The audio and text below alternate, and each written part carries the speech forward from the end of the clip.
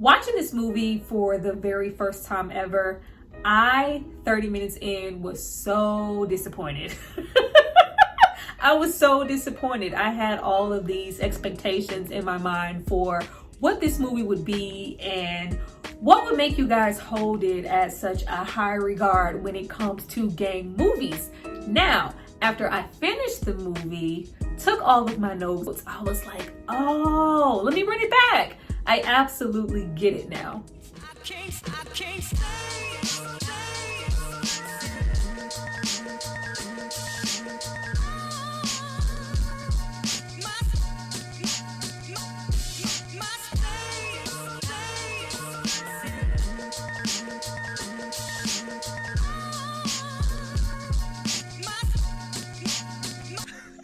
Hi you guys, welcome back to my channel. It's Tyra here with another struggle review, here to discuss The Warriors. Now this movie is from 1979 and it stars Michael Beck. Now before we get into all things, can you dig it? Can you dig it? Can you dig it? I need you guys to drop down and subscribe to my channel and like this video. I'm going to give you guys a moment to do that. Then we're going to come back and discuss. When I tell you I had beef, I was perplexed with all of y'all. Like, how dare they get in them comments and pipe this movie up all undeserved. But when this movie hit for me, it hit in the best way possible. Go back.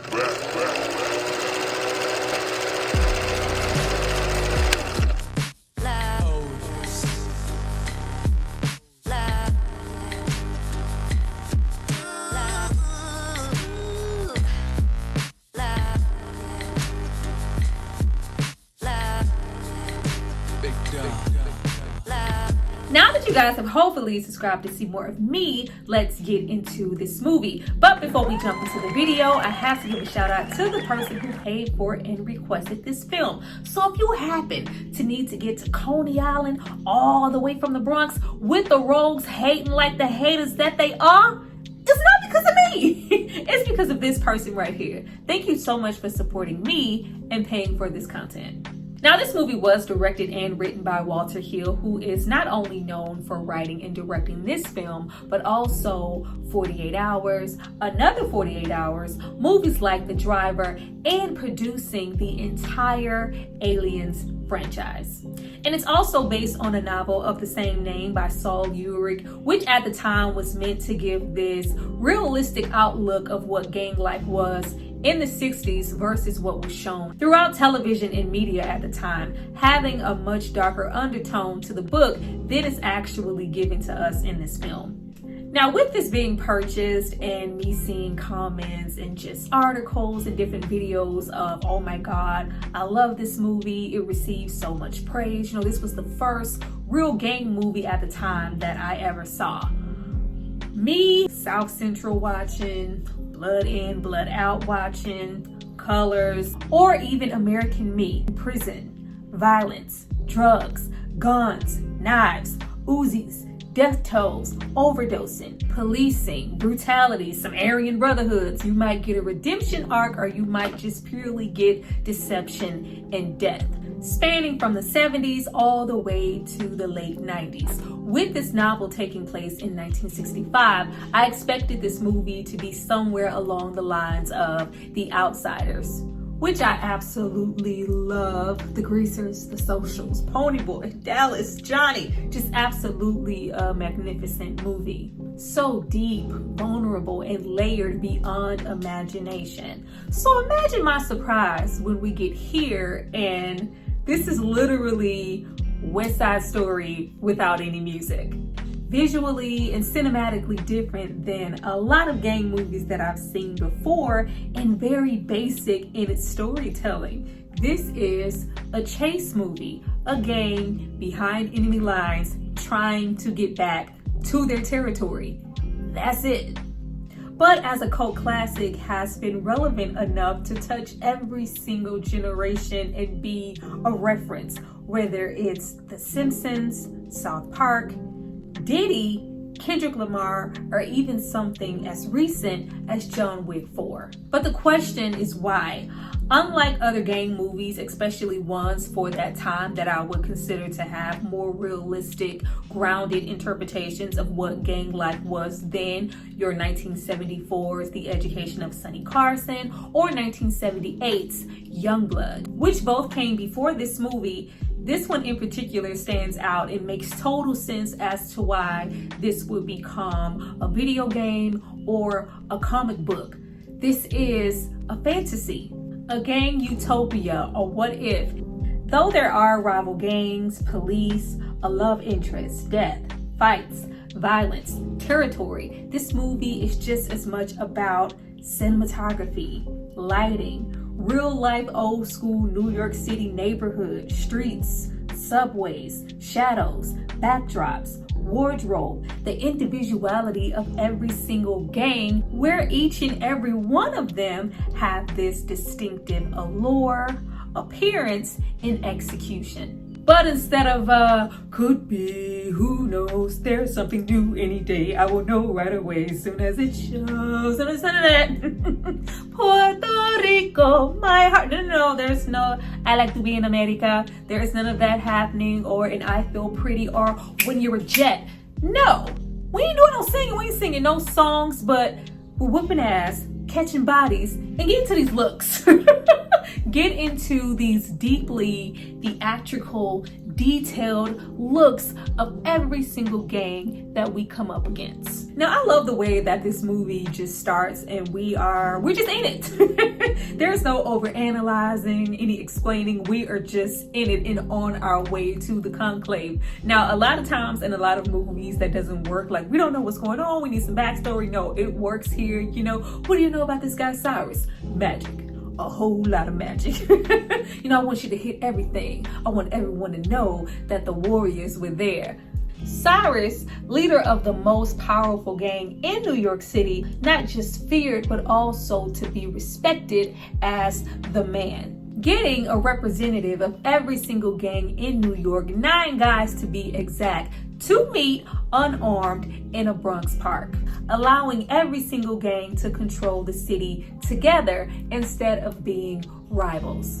We get to follow Coney Island's own The Warriors, leader Cleon, Commander Swan, Scatter Fox, graffiti artist Rembrandt, soldier Snow, cowboy Cochise Vermin, and a very, very agitated, always ready to go, stay ready so you ain't never gotta get ready, Ajax.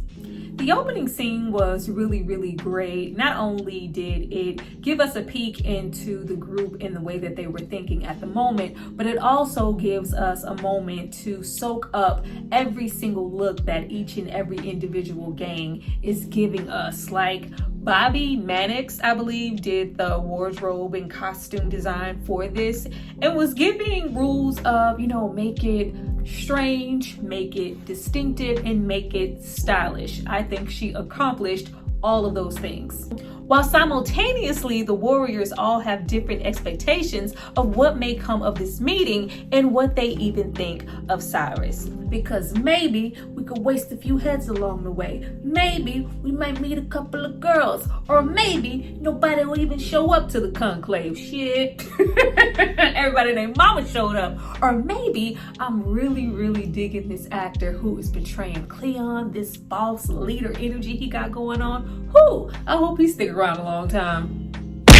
But with all the support and unity for Cyrus comes opposition. Ops like Luther from the Rogues shooting Cyrus down where he stands before he could get out his fifth. Can you dig it? Shot him down.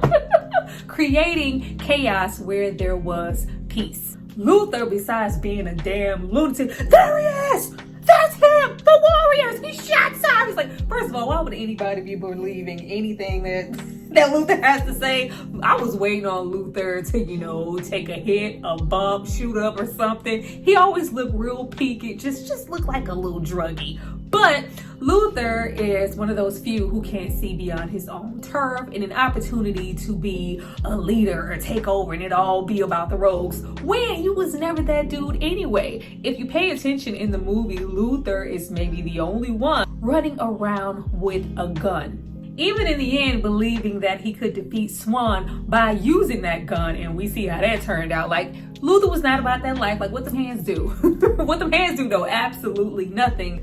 Coward enough to shoot the Cyrus in a conclave full of other gangs and blame it on another one. AKA Fox getting on my damn nerves anyway, cause what you doing over there? I thought the point of the gang was to stick together. Why you way over there trying to get a better view to get synced by Luther by yourself in the first place? This results in Cleon's death. Like, I really liked Cleon as a character in the brief little maybe 10 minutes that we got him. I wish we could have gotten some more of him, but that was absolutely intentional based on that Warriors book, ringing true to majority of the gangs from that era, mostly consisting of young Black and Latino men. With the studios believing that that wouldn't really sell in the cinemas, we are forced to thrust someone like Swan, even though the actor did a really good job, or an Ajax. These people are at the forefront of this gang instead of someone like Cleon, Rembrandt, or Cochise. I hated the fact that we have the gang go on throughout the whole movie, even to the very end, I believe, still thinking that he was simply arrested and that they did not lose a true soldier. Did have the director still try to incorporate some of that real book flavor by having majority of the people at the conclave really be about that life and really be real life gangs, or even incorporating these gangs to act as security on the set. Now, with the Riffs wanting revenge now for Cyrus's murder, a hit is put out on the Warriors via a broadcast and a DJ unbeknownst to them. Well, all right now, to all you boppers, all you street people with an ear for the action, I love the fact that Lynn Thigpen, she had no clue that her face was not like, oh, y'all just gonna use this part of my mouth? Use this part of my mouth as a DJ, but using that type of direction, there were so many stylistic choices made here with the direction, and they just worked so well, which is why we would see them again used for something like John Wick, just focusing on her mouth. But she will always and forever be the disgruntled ass Mrs. Barrett from Lean On Me. You know, some of our kids don't deserve this. Some of those kids are smart. They're just uninspired with the opportunities that they have out there, you know, and I gave my word to God and I threw those bastards out. She was mad, you know, not my son. I always hated the fact that they never showed her son like you doing all of this extra protesting for Mr. Clark, when meanwhile your son was probably in the full acid wash unit with the crack briefcase in the back. Yeah, Mrs. Barrett, he had to go. Now, what you get from the Warriors right off the back is a whole lot of loyalty. They have so much loyalty for each other. It's a, you know, never leave a brother behind type of situation. And you know this because if anybody would have got left right off the back, it would have been the hot-headed, problematic Ajax, because you got to go. You have to go. I love how he keeps letting his agenda be known and what's really important to him. If I can knock off a couple of skins, a couple of girls, you know, whether I have to take it or not, I'm here for that. And I'm also here for kicking a little ass. Now, do we need soldiers? Do we need muscle? Absolutely. But we also need rational thinking, not somebody trying to showboat and get into a position of leadership that they are so ill prepared for. Child, if it was up to Ajax, all of us would have been deaded before we made it halfway to Coney Island. You can't be a leader constantly starting fights and so eager to assault women. You are not at all in any way a Swan. Swan was very calculated, very smart, always really, really aware of his surroundings. But I love the fact that we have the guys never want to leave him behind, even after he's insulted and threatened them for the umpteenth time, or even taking the opportunity to go, you know, he had my back there, you know, with the Furies. If he didn't step in, you know, I would have been gone. No, not really. He had your back, but only so far. This entire movie, even before they even get on the subway, all he is worried about is busting some heads, getting to fight, whether it's a gang within his own gang or even an officer of the law. That's all he wanted to do. So when he got the right of way to do so, he was always here for it. Just like when they wanted to go ahead and he wanted to stop for the dame in the park. Like, yeah, what did you stopping for, a stranger? Like, it was given, y'all know in South Central when local, damn, look at that bitch. Like, oh, we can't pass this up. We can't pass this up. Meanwhile, she's an undercover. Like, oh, yeah, you should have came with us. You should have listened to your boys, to your family, to the Warriors. Now you're handcuffed to a bench. No strategy, all rage, all impulse. Now you're locked up. Now the only thing that could have made this 30 Mile situation any better is if a lot of these gangs opposed a thicker threat. It gave that theatrical Broadway musical situation to me because we were getting more so into the looks of these gangs outside of them just being imposing. I think we have the ball, turnball, ACs first on the school bus and they get away from them. It's a lot of running. Like there was a lot of running. There was a whole lot of running to get from this part of the subway to that one and this back alley to that one. But I did, however, enjoy our situations with the orphans and them being the lowbrow gang, not on anybody's radar. And it's plain to see your little improvised gang with something to prove. But that was one of my favorite gangs for them to go up against because they had backstory, personality, and purpose versus, you know, somebody else just popping up with the looks and the Warriors looking for the best route to get away. But outside of that, there is just really great sound design here. Like, I really like just listening to the streets. Everything just sounds so crystal clear. Just, you can hear the nighttime. You can just really feel everything that they are going through. Just them, you know, hitting that pavement, running the subway doors when it's raining, the lights. Like, it was just really, really good. All of the background, I was here for that. But more than anything, that situation brings us mercy. And then this turns into a love story.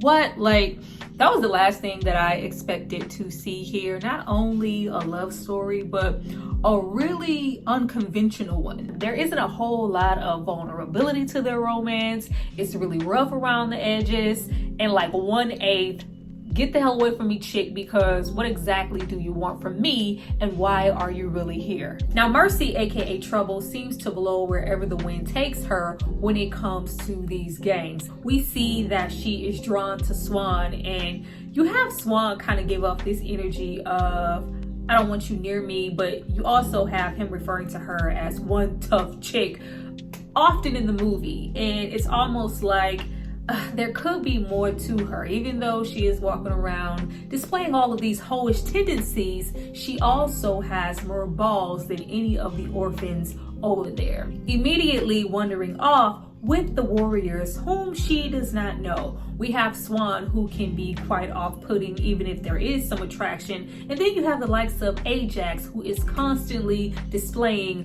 grapey behavior. Why join up for that? Go off with them. And if it is all of that, from what we see in the movie, there are opportunities to be in a female gang or make up your very own. She never wanted to be in a gang. She never wanted to join the Warriors, which is what I thought. She only wanted Swan. Before, I thought she wanted to be a part of this rough and tough gang, unlike the orphans, and was sticking around to prove herself to Swan, prove her worth to the Warriors, and hopefully be initiated into the gang. Even though she is a girl, she's a tough chick.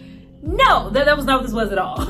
And this was really cemented for me when we get towards the ending and we have the Warriors sitting across from what looks to be some other teenagers going to prom, and you know, they're all clean and carefree. Meanwhile, we look dirty and we have been running for our lives this entire time, dropping their corsage before they get off the subway. Of course, he dusted off and, you know, give it to her, you know, wouldn't want to waste this.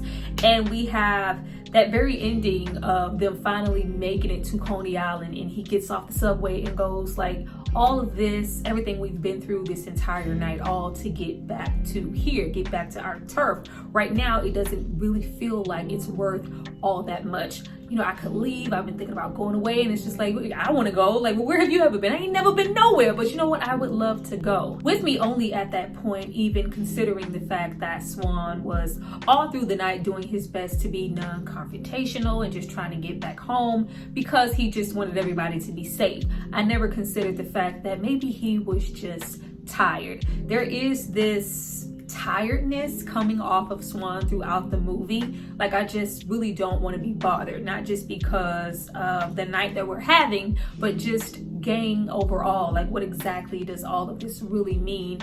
And maybe it just really feels like it's not really fulfilling him in a way that it once was. I feel like Mercy kind of saw this kindred energy in him, and she was drawn to him enough to follow him throughout the entire night to prove herself. Now, at first, it looks very sexual for Mercy because it is. That's pretty much all she knows at the moment and where she finds her gratification, because her main goal in the movie is just to feel something. I want to, get my kicks while I can still get them. And then you have the likes of Swan feeling like this is all I'm allowed to ever be living in this neighborhood. Am I more than just a gang member, and are you more than just a whore? I feel like you might be, but you keep coming on to me sexually. Does he feel something for Mercy? Absolutely. Does he display this in the best way? Absolutely not. Even suggesting that she should just tie a mattress to her back. But on a softer, more romantic level, you know what? Hey, I'm looking for something more than just sexual gratification at the moment. If you want to be with me or come with me, I need to know that you're about more than that. I feel like you are, but I'm unsure. We couldn't say that though. We couldn't say that. We had to do so many other things that are just merely unspoken, which is why we have her sticking to him like glue and never leaving his side no matter what, and seeing the potential in who she really is. Now, child, if you're not really watching this movie like that, it is not going to be there. Now, this leads us back to Fox and why he up and died midway through the movie on those train tracks as he was running off hand in hand with the likes of Mercy. Fox is abruptly taken out as they are trying to evade some police officers killed on some train tracks, and we never hear anything about the situation again, when all along Fox's character had been written completely out of the movie because he was being problematic as an actor, feeling like he should have top billing. This is my film. I've been in other roles prior to this movie, unlike the rest of your cast here who are mostly unknown. Why am I not getting special treatment, and why is the romantic leadiness gearing over to Swan and Mercy instead of what was written here for Mercy to actually end up with me? Fox not agreeing with this, amongst so many other things, causes them to have a scene where the stunt double is thrown on those tracks and we never see his character again, when in actuality he was supposed to live and the likes of Vermin was supposed to be killed off. Then we get into Luther. Who was Luther talking to on the phone? I thought there was going to be some type of reveal of, who Luther was talking to on the phone, unless I missed it. I could have used a little bit more of Luther, even though he is, getting chemically unbalanced and just completely off his rocker.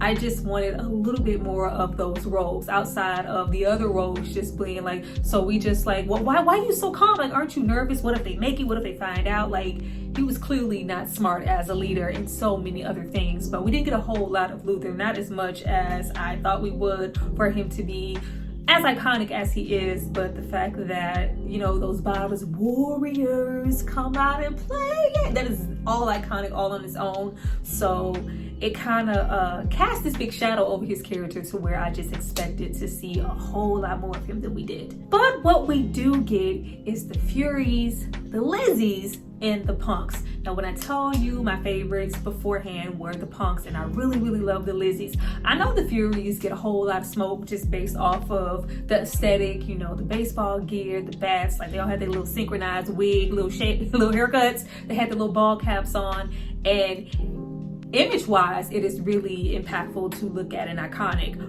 But my favorites here were the Punks and the Lizzies, once again, because they were really real opposing threats to the Warriors. And now I did get that the idea from the beginning was to escalate the threat, from the orphans to something like the Punks, and it just increases the further and further they try to run and get back to Coney Island in the movie. But when we got to the Furies and those painted faces, of course it was like, okay, finally we can't really outrun. We have to finally fight and show what we can do, even if they have weapons and even if we are highly outnumbered. When we get some comeback there, you really get into the stunt work here in this movie. When I tell you every hit on all cylinders looked like they were connecting, like this was some of the best stunt fighting that I have ever seen. It looked so freaking real. Like, I was running some of the things back, especially when we get into the comic book cartoonish aspect of the impact of these hits, and then we are slowing things down so we can really get a look at it, or somebody getting knocked out with a chair. It was just really, really great.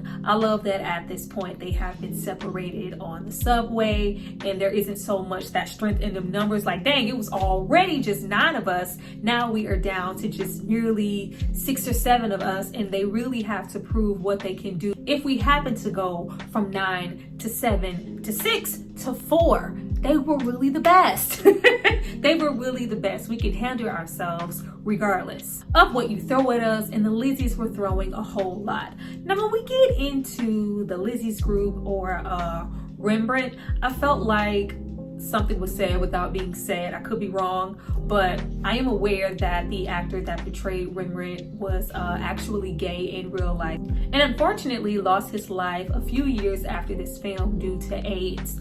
But there is this need in the movie of him having this softer demeanor, and there is also this need for Swan to kind of keep him close and protect him, and he's after all just kind of the tagger, not so much an aggressor or an enforcer. But when we get into the Lizzies, I wasn't sure if the movie wanted us to take that as him just being alert and aware. You know, guys, I don't think this is a good idea. We should link back up with our crew, and I really don't trust these women. And we have the other guys completely engaging. I wasn't sure if it was like I'm too aware and I'm trying to stay alert to not engage, or child, I'm not interested in what you have to offer anyway because I like men. And then the movie doesn't really say a whole lot as far as their age. I believe they're supposed to be teenagers, but you really don't know. And if they were, Rembrandt is the only one who in appearance maybe could pass as a teenager. And then on the opposing side, we have the Lizzies, who kind of give off lesbian energy. Don't want to, get into stereotypes or anything, but the ladies do really get into suggestive dancing, and the fact that they were so low on the totem pole. When we have the conclave, we don't really see a female gang in sight. When we go through the entrance and we see all the gangs, we don't see them, and they made it a point to show people who were of some importance. And I felt like the Lizzies were on the same level as someone like the Orphans, who were like not even on the radar to be anything for anybody to worry about. And this was maybe their way of kind of show who they are and what they can do by taking down somebody like the Warriors. But it was giving, if we weren't trying to deceive you, child, you wouldn't be up in here rubbing on anybody's thigh, anybody's two-piece, any, kissing. This is all a charade to get you to let your guards down. Now, when they let those guards down and the action takes place, I absolutely loved it. I love to see them women get hit in the face. Like, it is so crazy to even have to say that, but so often now with movies, it's about being politically correct in the way that things are coming off and looking, and having often the men look completely inferior and the women superior, taking it like, no, it seems so 50-50. And that was really one of the first moments I was like, oh yeah, they might not make it out. They might not make it out. Thankfully their aim was shit, but y'all might not make it out. They just really were an opposing threat, and you really had these men have to defend themselves more than we've had to see them do that against any other gang. Now, when we get into the punks, like, first of all, the roller skates were roller skating. Like, those were the most quiet roller skates in a subway I have ever seen. I love, the dirty overalls look, and just at that moment, you have Swan maybe feel like he's stuck out. Of course I'm gonna go out, guns a blazing, now that you've given away my location. Now that you let them know that you see me. Thank you so much, Mercy, for taking care of me. But my homeboys are coming down the steps. Once we get into the fight in the bathroom, I don't care, like, something was connecting. Something had to be connecting. Somebody's rib had to be cracked. Some injuries had to take place. It just looked so real. Like, I enjoyed the movie as is, but if we could have gotten so much more of that type of intensity, those fights, like the Fury's own gown, I love that so much. I just wish that from the beginning, it was just like who, like, are they gonna make it? So many situations prior to that, I was like, yeah, we gotta worry about nothing. But I do also understand that they were trying to give dimension within these gangs, but it says a whole lot that the real death that I felt like, oh my god, nobody's safe, is the situation with Cleon, and most often the situation with Fox that wasn't even intentional and was due to him being written out of the movie. But after we leave and survive the Furies, the punks, the orphans, the chicks being packed, the chicks are packed. After we leave and survive the chicks being packed and make it all the way back to Coney Island, we should finally be safe, right? Right? No. Warriors come out and play, yes! I love the fact that the actor came up with that on his own. From what I could see and find out, he wanted it at first to be the heads of two pigeons, dead pigeons clacking together, as he said, warriors come out and play. And the director was like, no, I think the bottles, the clinking of the bottles is doing the trick. And boy, did it ever. But it's at this point that even though they are broken down, once again, outnumbered, have been through the ringer and lost so much, they are still willing to take the fight because they are the best. I love how they just savaged any little weapons they could find under the docks, and we are preparing for our beach brawl. I love the ending, but it was also pure gold, like comedy gold for me. You have Swan, who has completely been through the ringer. He is tired. No, I just want to know why. Why'd you do it? Why'd you waste Cyrus? No reason. I just like doing things like that. Like, I don't know how it is for anybody else, but for me, unintentionally, Luther was completely comedic gold. Really powerful scene in a sense of, never bring a knife to a gunfight. It was like, no, never bring your little sorry gun to my knife fight because I can handle myself, even just with this. Just the whole shot was on the money. But how do you expect me to keep a straight face with Luther's ass? I just got looking for, no, it wasn't us. It was the warriors. Like,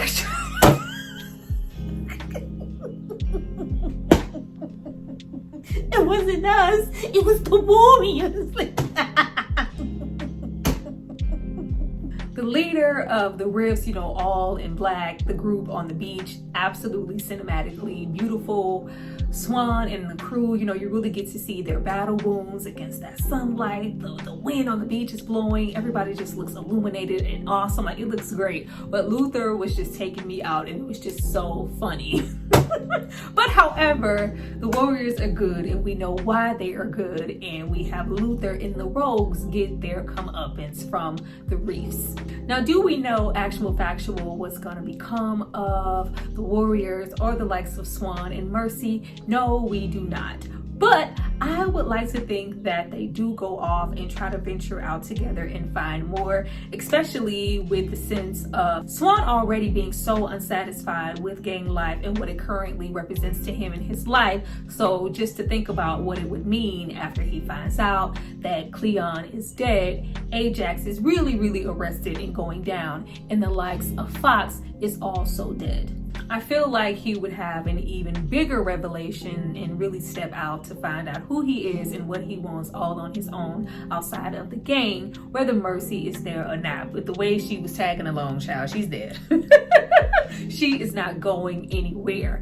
I enjoyed my time with this movie. This movie did have to grow on me at first because I just didn't see right away what all the hoopla was and why it was receiving so much praise. Now, after watching it those times and taking my notes and talking to you guys, I really understand.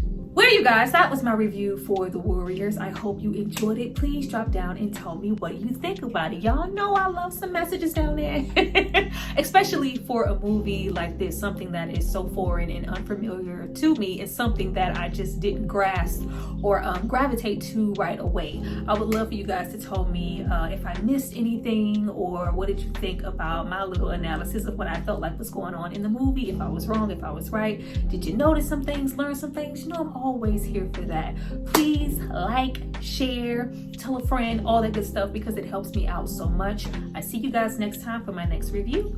Bye.